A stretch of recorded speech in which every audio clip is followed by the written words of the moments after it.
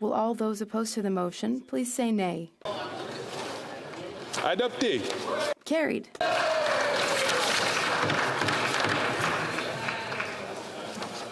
Un autre appel au règlement. Another point of order. The Honourable Member for Elmwood-Transcona. Thank you very much, Mr. Speaker.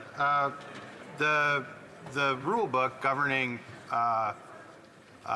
the procedures of this House is very clear in Chapter 11 that it's always been a fundamental rule of questioning ministers that the subject matter of the question must fall within the collective responsibility of the government or the individual responsibility of one of its ministers. This is the only basis upon which ministers can be expected to answer questions. Now, earlier in question period, the member for Renfrew, Nipissing, Pembroke asked a question regarding the conduct of the member for Timmins, James Bay, who was an NDP member and not a member of the government. So there's a couple of things that I think bear hearing out on this point, Mr. Speaker. The first is that as per the rule that I just cited, so this is not debate, this is an issue that pertains to the rules around question period, which I would note Conservatives just not that long ago actually attacked you, Mr. Speaker, over to say that the sanctity of question period is supreme. Presumably then, they would also be concerned to treat the rules of question period with the respect that something with that level of sanctity deserves. The rule, and in fact, Mr. Speaker, it wasn't that long ago that we had a similar question directed to the government about a position of the NDP, and you rightly ruled that nobody was to answer that question because it wasn't a question about a government policy. So that's the issue that has to do with the rule, but I think this is also the product of a long-standing phrase that has been allowed to be used in this place that is misleading. And it's misleading for anyone who understands the Westminster parliamentary democratic system, that a confidence and supply agreement or another party sometimes voting with the government does not make that party part of a government. It is not a coalition.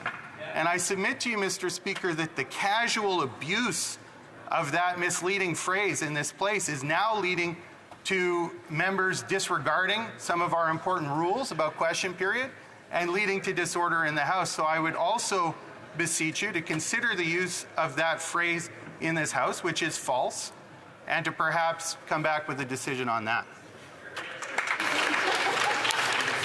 I believe I'll be able to make a ruling on that immediately, but I understand that there are two other members who seek the attention of the chair and of this House. The honourable member from Regina Capel. Thank you very much, Mr. Speaker. And first of all, let me just say at the outset that I completely understand how devastatingly embarrassing it is for that member to be lumped in with the scandals and corruption of this Liberal government. But that's not our problem, Mr. Speaker, because it was his caucus that decided to enter into a formal agreement with the government. Now, there are many ways you could call that. One of them is a coalition. Now, if he doesn't like the fact that it's a big C coalition, we can say we're using the small C coalition term for that. But the fact of the matter is, they entered into this decision.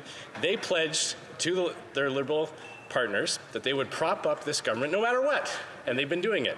So while he's hearing complaints from his constituents, I would suggest rather than getting up in the House of Commons raising spurious points of orders, he should talk to his leader and pull out of this costly coalition, Mr. Speaker.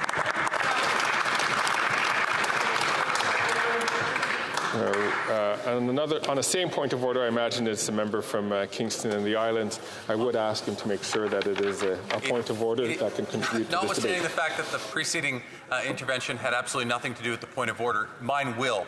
I would also draw to your attention, Mr. Speaker, that during question period, there was also a question that was asked of the member from Yukon. The member from Yukon is not a member of cabinet.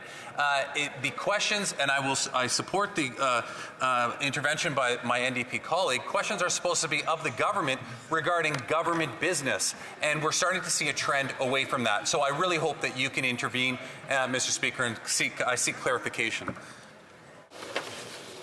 I thank all members for your contributions to this point of order. I'd like to thank the member from Elmwood-Transcona for raising an important point and the appropriate point of order. However, the question that was asked, and I'm going to also offer a bit of a distinction for the issue that was raised by the member of Kingston and the Islands. But for the member of Elmwood-Transcona, the member from Renfrew-Nipissing Pembroke did raise a question, did make reference to a third party. This often happens in questions or even in answers from honourable members. It's something that I would consider fair game. In the end, when the member actually got to the point of her intervention during oral questions, the question that she did ask was relevant to the affairs of the government, and therefore that's the reason why I let the question stand. With regard to the issue that the member from Kingston and the Island raises, again, fair point that the member had raised, that the question was asked for a member who is not a member of the government, strictly speaking, nor a parliamentary secretary. Nonetheless, a minister did stand, and I can't remember which minister it was, but the minister did stand in his or her place to answer that question, and therefore, if the minister chooses to respond to that question, then I would let that happen. As you know, in a previous ruling from this chair, from this speaker, there was a question that was once asked that was not of government business. No one stood to answer it, and therefore I moved on to the next question. So let us continue in this. This gives me a great opportunity to remind all members on all sides of the House that perhaps the most effective questions and the most effective answers are the ones which are asked directly and which are responded to directly. I thank all members for their